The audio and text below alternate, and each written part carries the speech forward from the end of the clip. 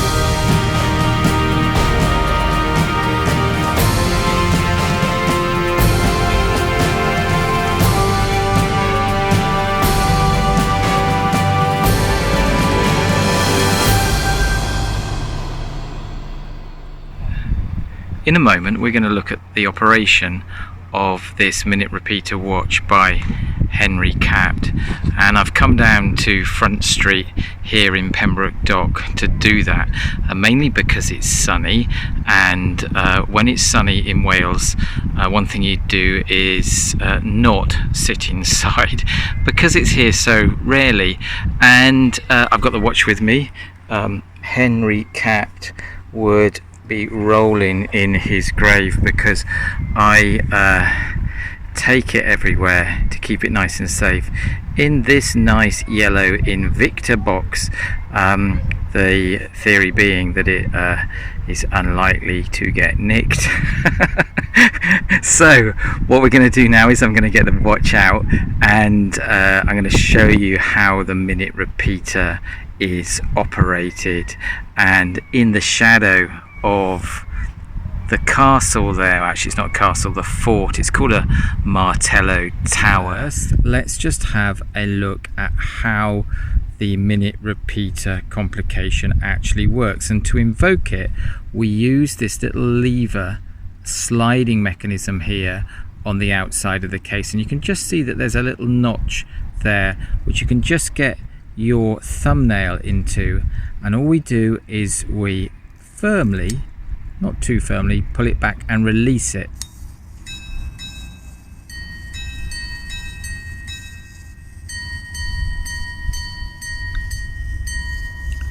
And that is absolutely accurate.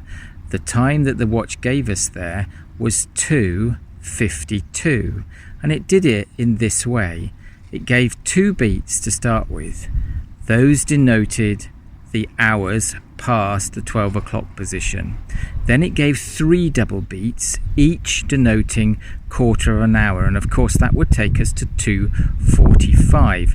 And then in addition it gave us another 7 beats, which took us to 2:52.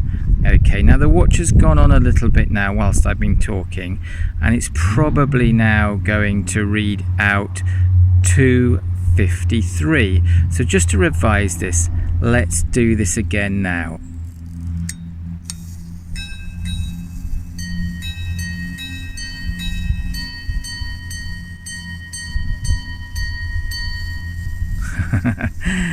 Oh, it's a joy to hear that. I mean, that is just the best.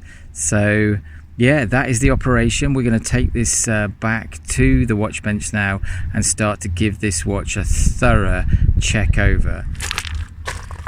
So the time now, according to my Vostok Kommandersky, is coming up to 4:25. And guys, if you've not seen the video on this trusty little watch by Vostok that I did a while ago, then please go and check that out.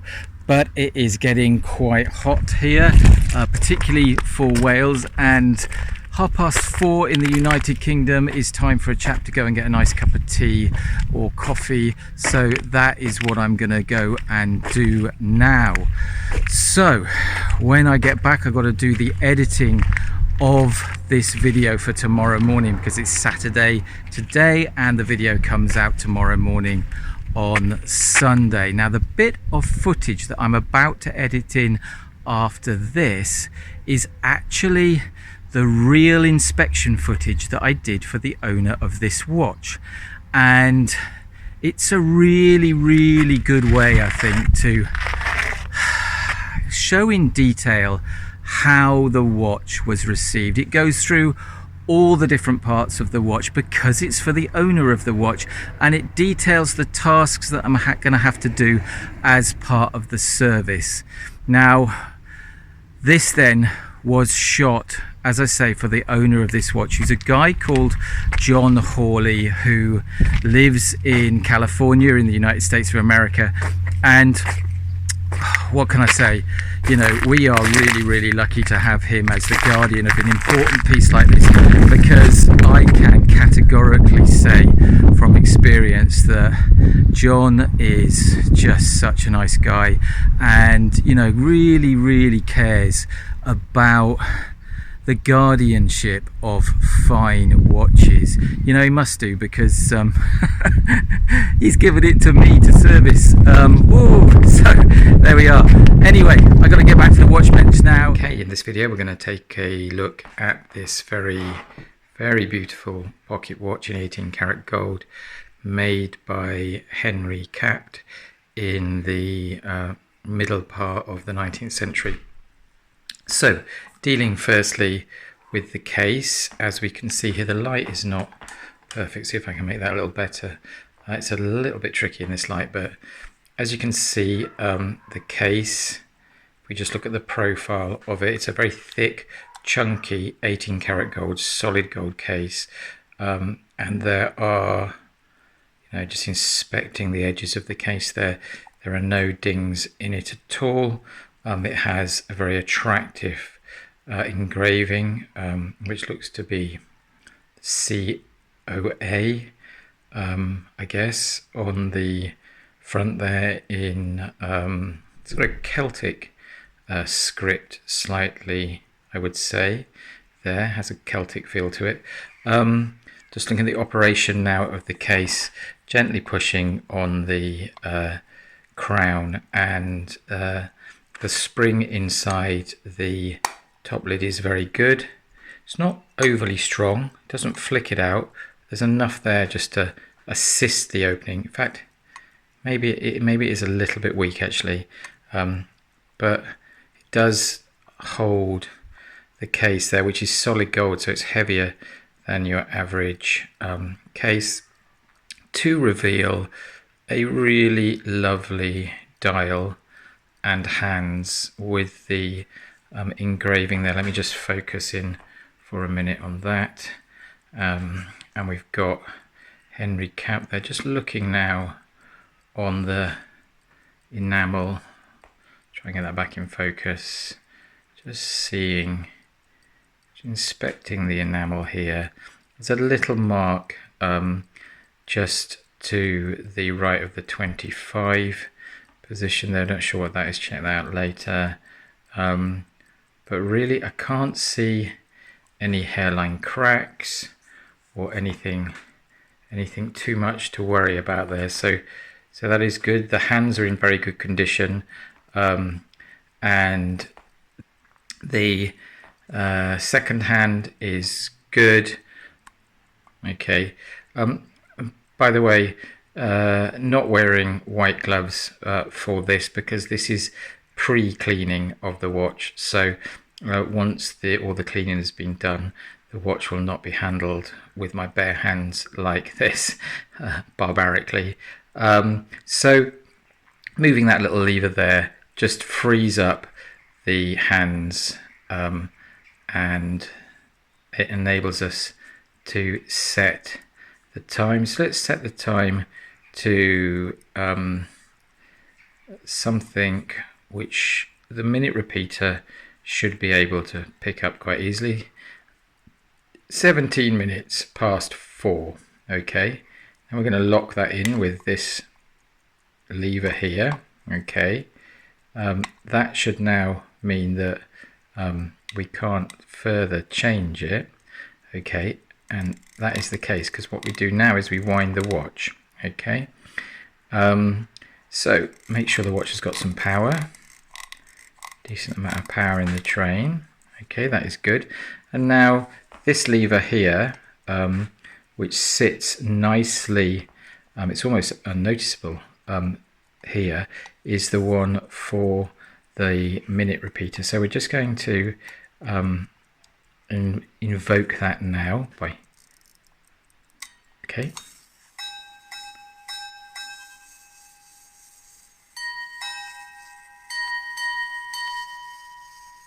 Okay, and that was right.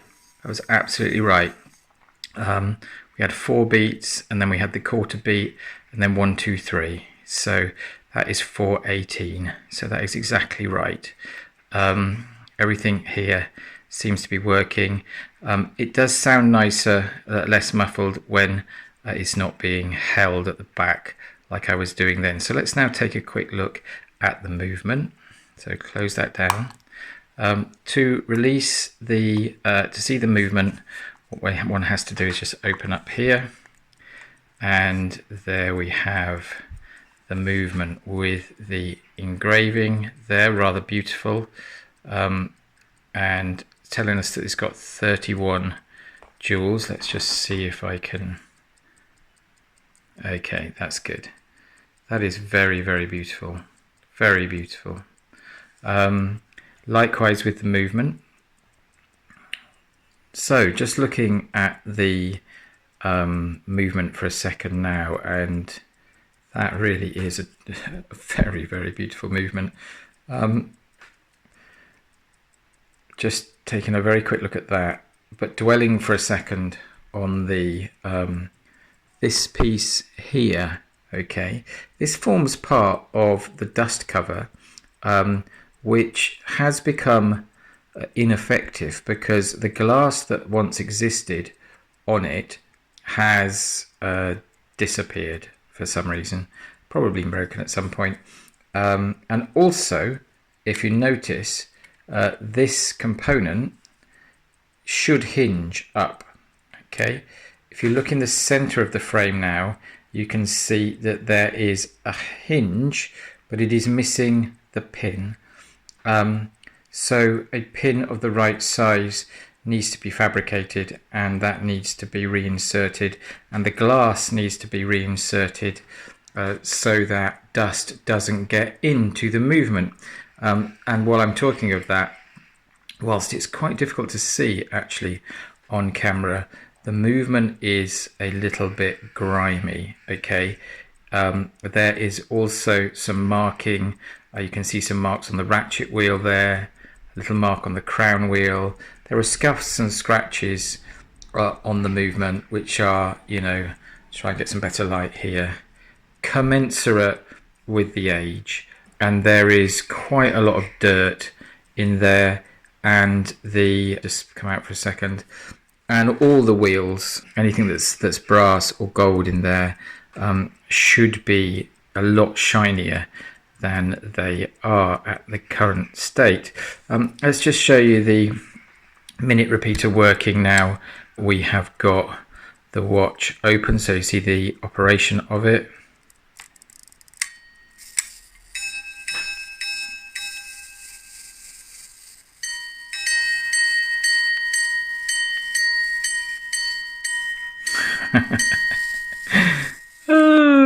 That is so beautiful. That is so beautiful.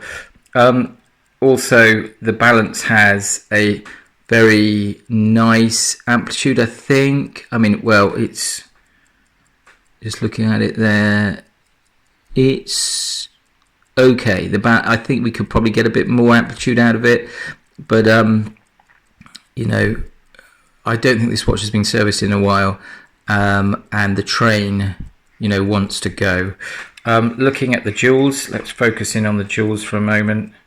These are deep in colour, and I need to give all the jewels a proper inspection under the loupe when I've done the dismantling of the movement, to make sure each jewel is absolutely perfect. And yeah, that then is a very quick run through this very, very, very beautiful pocket watch by Henry Capt, Swiss watchmaker. You know, this is a very, very precious thing.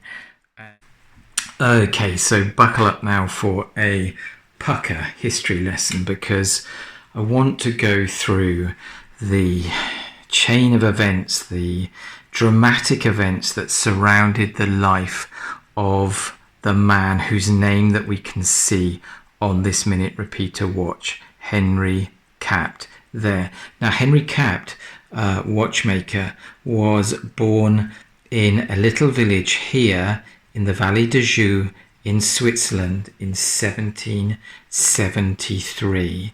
Now, 4 years earlier, Napoleon Bonaparte had been born, and 20 years later, Napoleon Bonaparte, at the age of 24, was making his debut here in Toulon, at the siege of Toulon, where there were 6,000 dead, either on the battlefield or drowned at sea. Now, what I want to get across here is just the amount of war and carnage that surrounded the relatively peaceful Switzerland during this period, because to make a watch you require a lot of skill, a lot of dedication, the tooling, the experience, but probably above all of that you require peace and calm.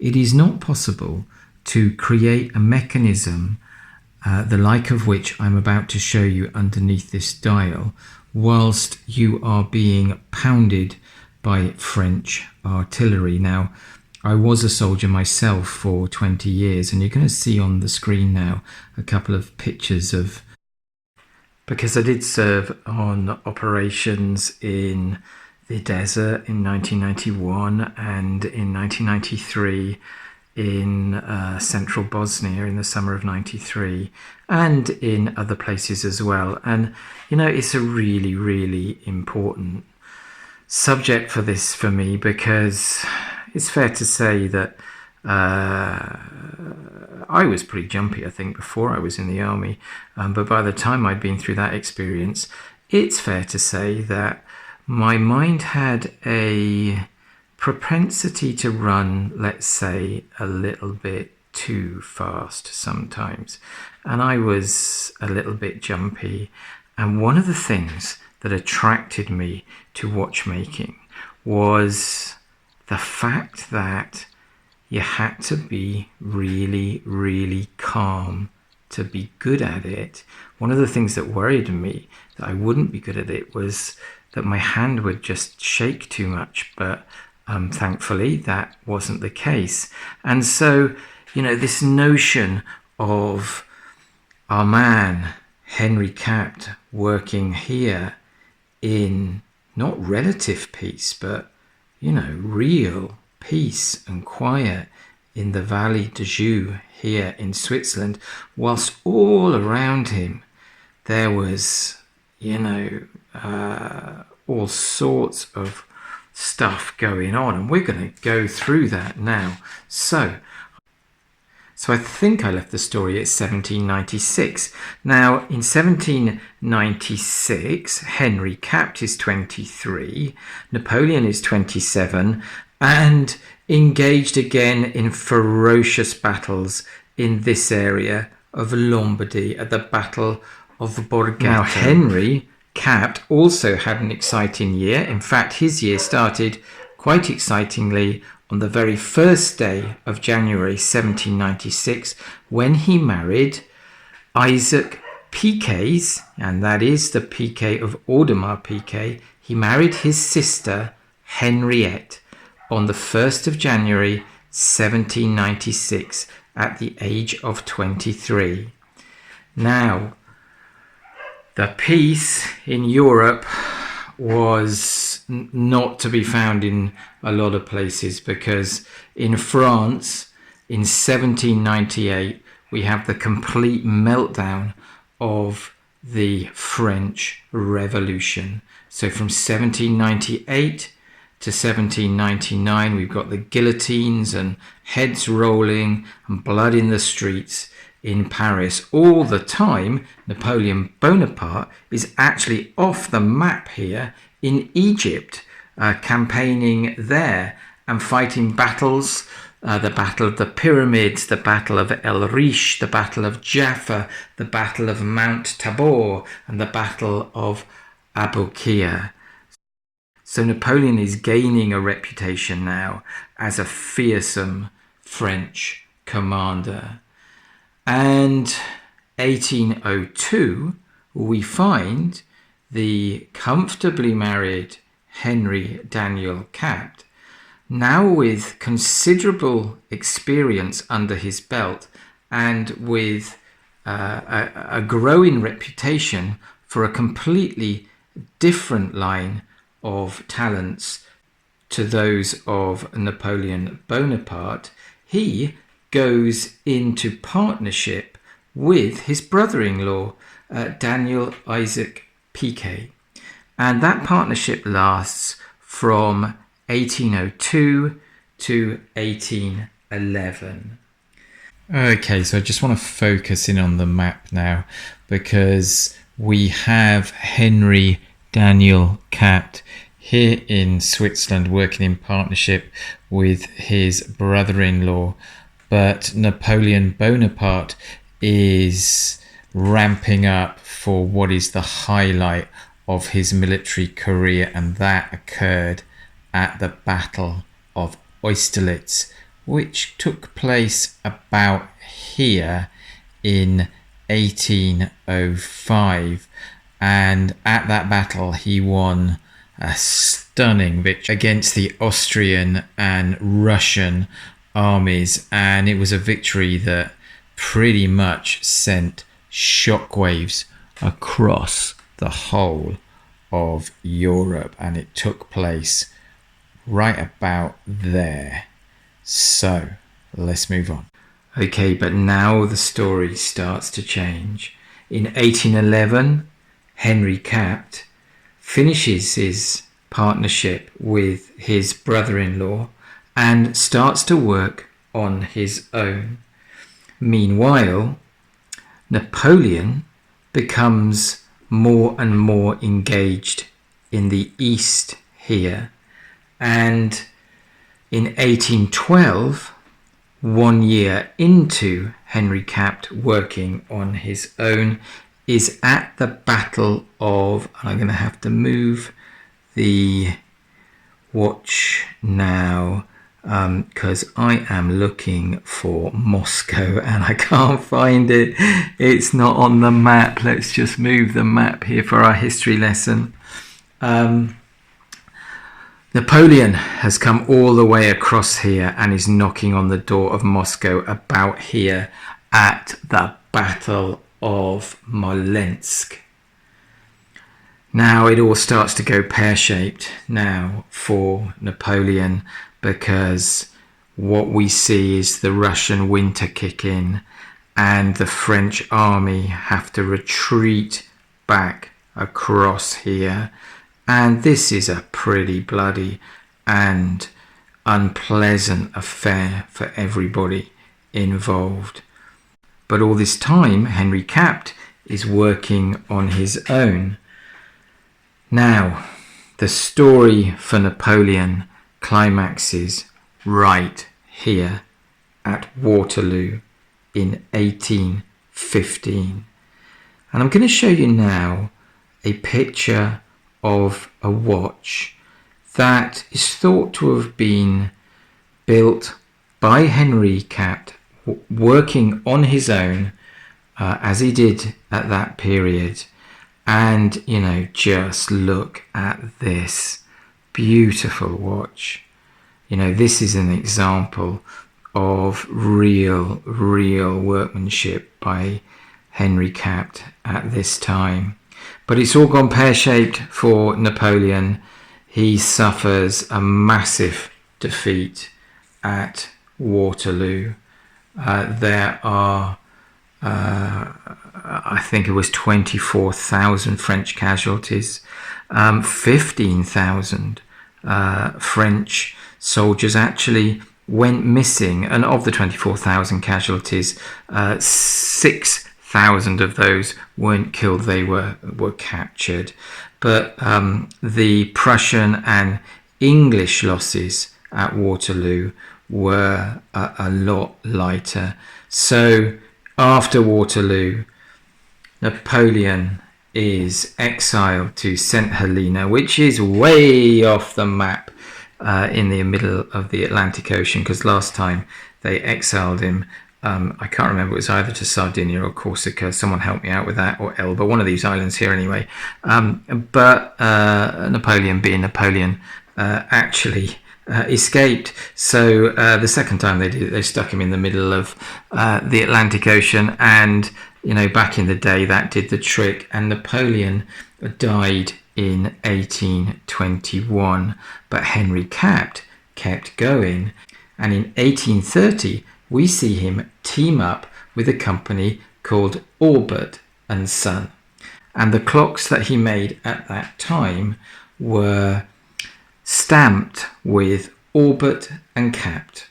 Now in 1841, Henry Daniel Capt, a brilliant Swiss watchmaker, dies.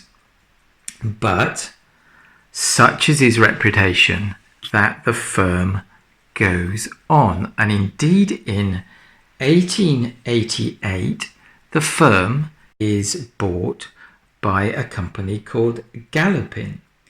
And here's the really interesting bit now for this particular piece, because I think this piece is actually post Galopin period. When you look at the movement and the style of it, the watch is really saying late 19th century to me.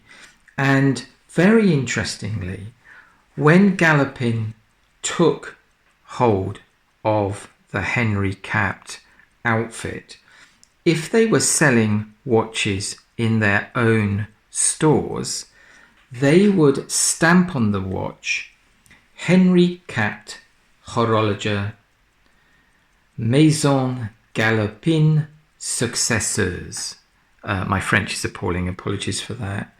But if the watch was to be sold in other stores, it would simply be stamped with the phrase Henry Capt Geneve.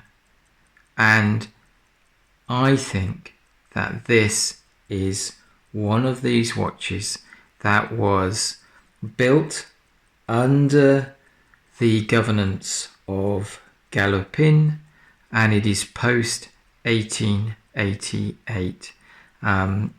So date it somewhere around there. There is no hallmark on the gold, before anyone says, why didn't you just do that? So that is quite a long history lesson on this watch. Now, I have talked once or twice in this video about the minute repeater complication, and complication is a good word for it, because here underneath the dial is the business end of that complication. And in the next video, we're going to get into how this exactly works. But for the moment, let me just point out the main parts of this for you. So essentially, in a minute repeater, you've got three major components. The first is just the normal watch. So if we look here, this is the bottom of the main barrel spring, so that's driving the main watch in the normal way, and this mechanism on the top of it is just to make sure that you it's called stop works. It's just to make sure that you don't overwind the mainspring. We've got the normal keyless works here. This is the lever that we pull to invoke, which pops the clutch off here and moves on to winding the watch. Now I've taken off the minute wheel and the hour wheel, which sit across here, because now let me just focus in on here a bit now, because this is the real business end now of the minute repeater. On the top here we have a thing called the quarter snail, okay, and each of these wings on it are measuring the quarters of an hour, because this whole mechanism here is about storing information on what time it is, okay. So you've got the quarter snail here, and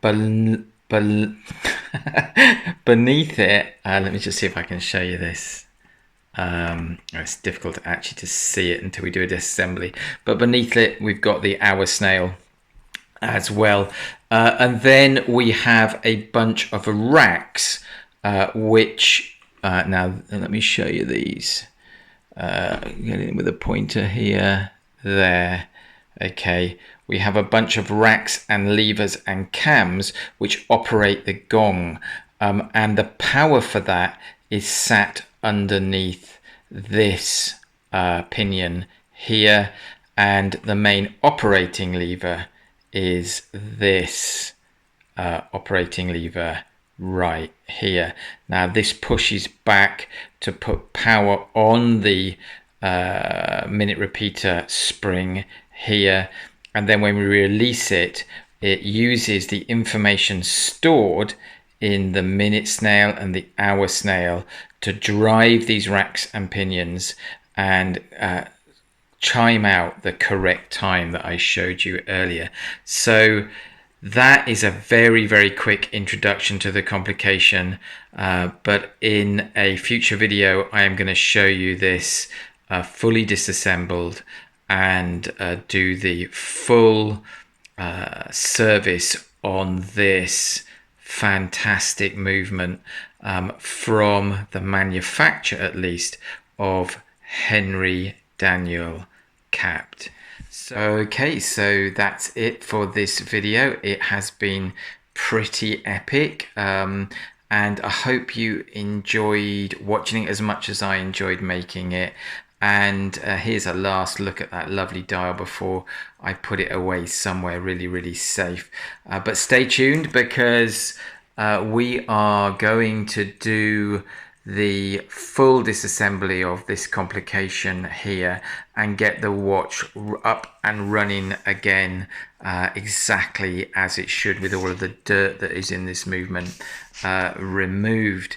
Now, if you like my videos, then please subscribe and hit the bell icon there so that you get updates, because I am making a lot of content on watchmaking and watch reviews and the history of horology at the moment. So as I say, I hope you enjoyed this video.